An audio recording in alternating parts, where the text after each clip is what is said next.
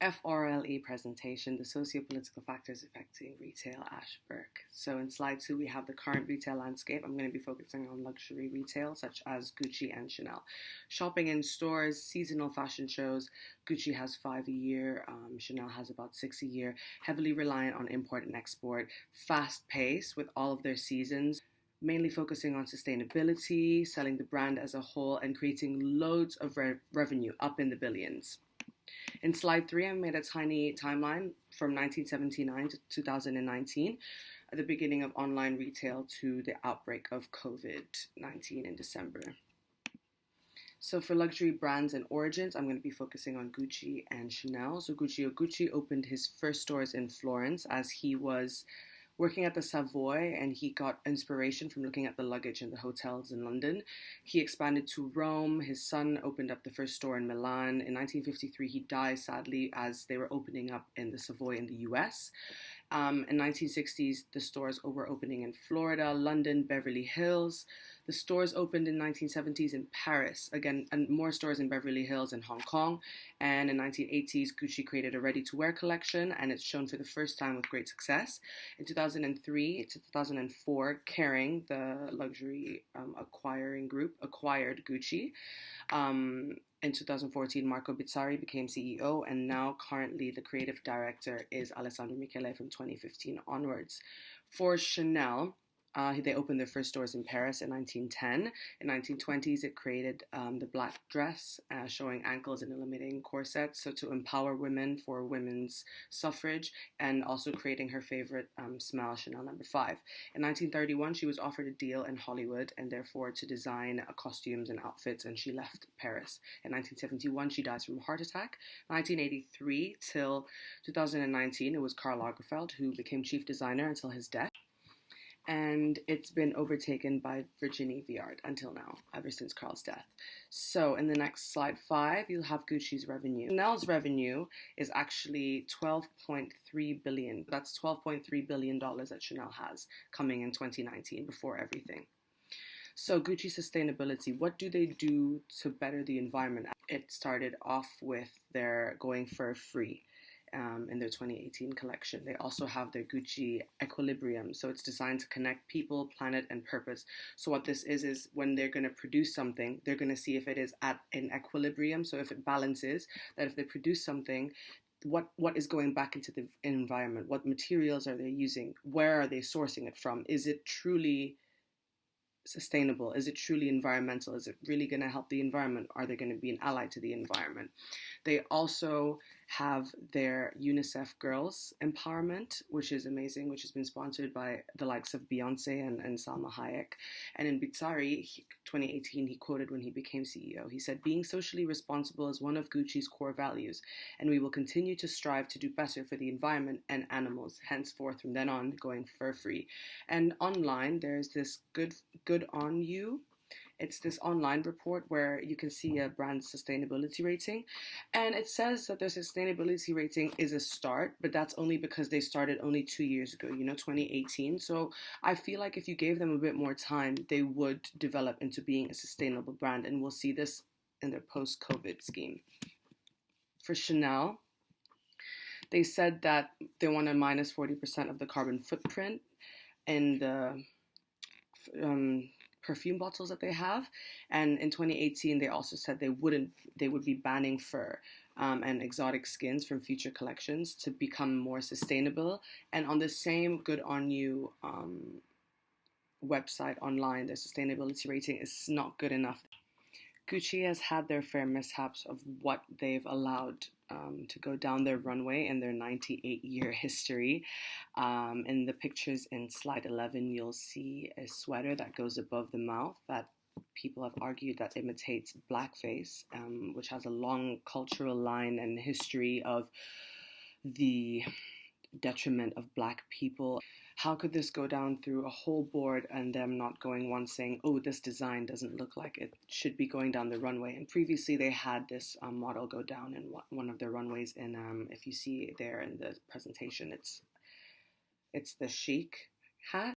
Very racist towards people in the Indian community, especially the sheiks who wear that for religious reasons and cultural reasons. So after that, they hired a head of diversity after 98 years. Over. At a certain point, you need to act. As a brand, you can keep getting better and fine-tuning your processes, and we are more than happy to do that.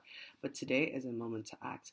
They also have Chime, which supports girls and women empowerment, diversity, and inclusion through initiatives. So what Chime does is they actually pick people in the artistic field and the fashion field in America, and they actually put them through this program in which they could work for Gucci potentially in the future, which is really amazing. They also support Pride. They came out in 2016 for their 2017 collection, a Pride platform sneaker and normal Pride sneakers, and it was just very nice, especially to see that they were inclusive, especially through their previous mishaps.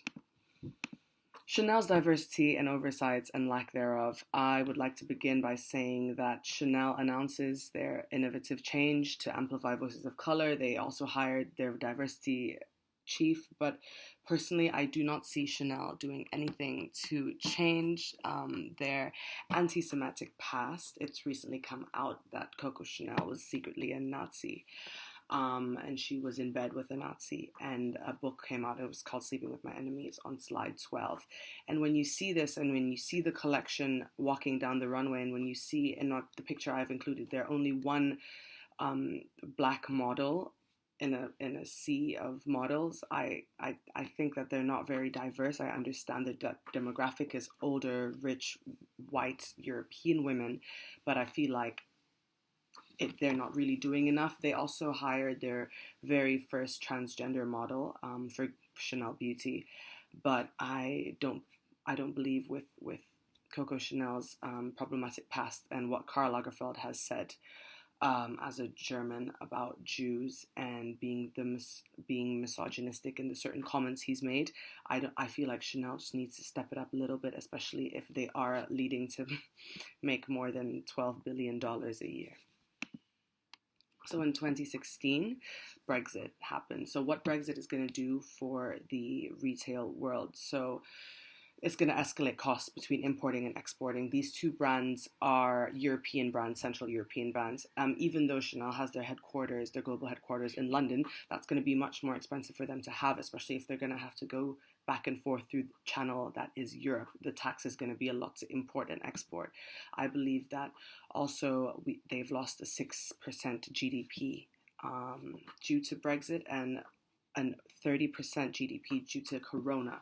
So I feel like the UK economy is going to suffer for quite a bit. So I'm not sure if the stores are going to be at a closure for longer, if they're not going to be as many Chanel shops, as many Gucci shops as they are, or if they're going to be more expensive due to the import and export tax, as we see in some certain areas. For example, Bowden is practicing here in Canada. Let's use them for an example. For example, a dress in the UK would be £98. A dress in Canada could be $156, which roughly translates to £128. But that's due to the taxation on goods such as retail.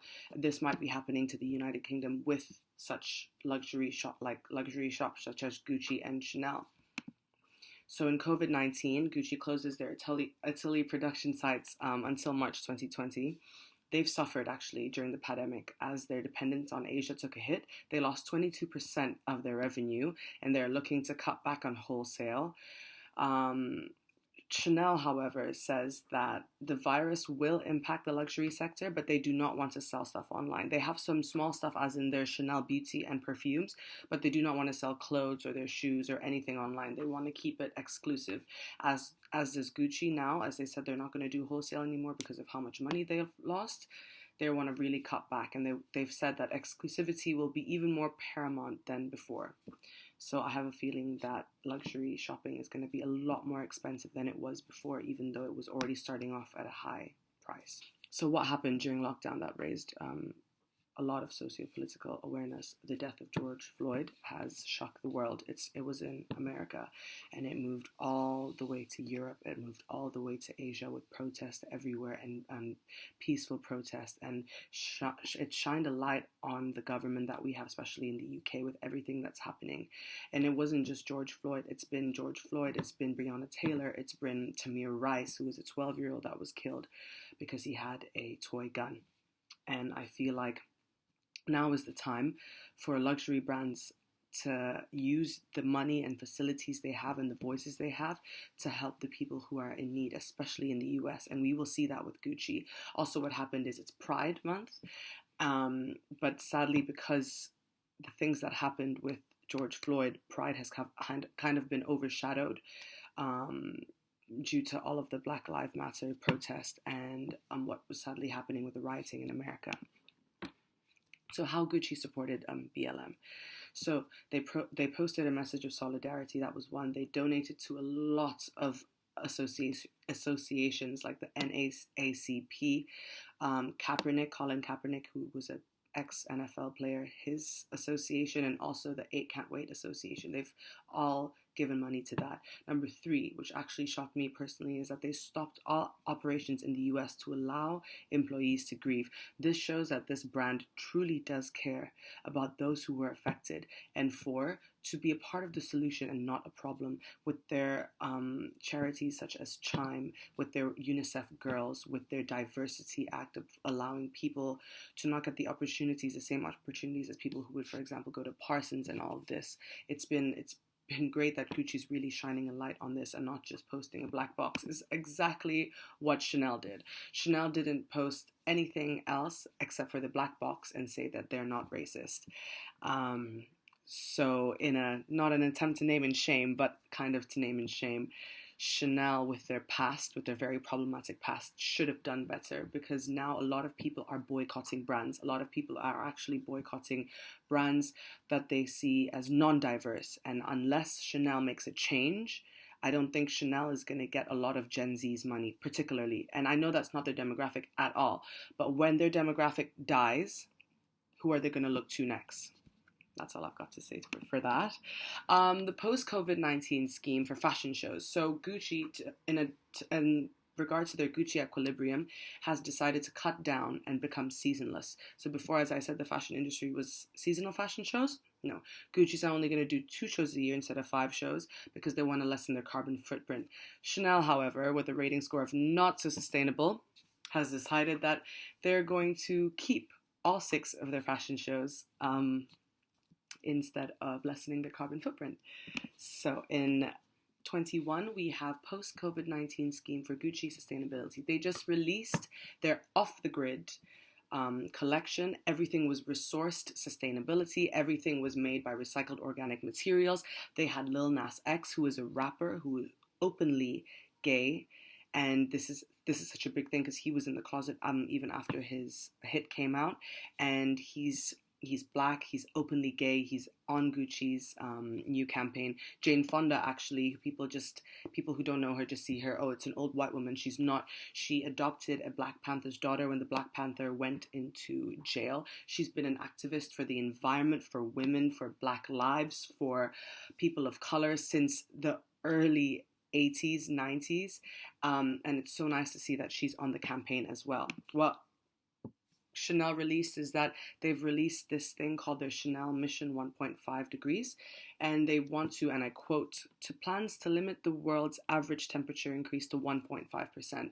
How they do this is that they want to reduce all their carbon footprint on all operations and supply chains, switch to 100% renewable electricity on a global basis by 2025, and balance residual carbon emissions. And also they want to help finance projects that help small farmers and businesses who are less vulnerable to climate change. I just believe that they can make all these statements, but unless they act on the statements that they're making, and it's just not a statement to appease people, it's going to be up to Chanel. As I said previously, Gen Z is now a very outspoken generation who goes and protests, and we are dealing with one of our biggest civil rights issues ever since the 90s, and it's up to my generation to pick and choose brands who are in line with what we do and truly believe in.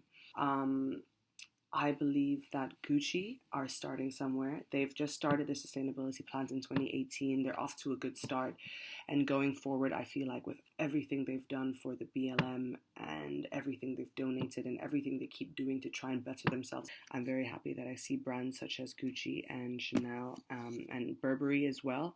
They have head of diversity to see if what they're producing aligns with what they're trying to back up.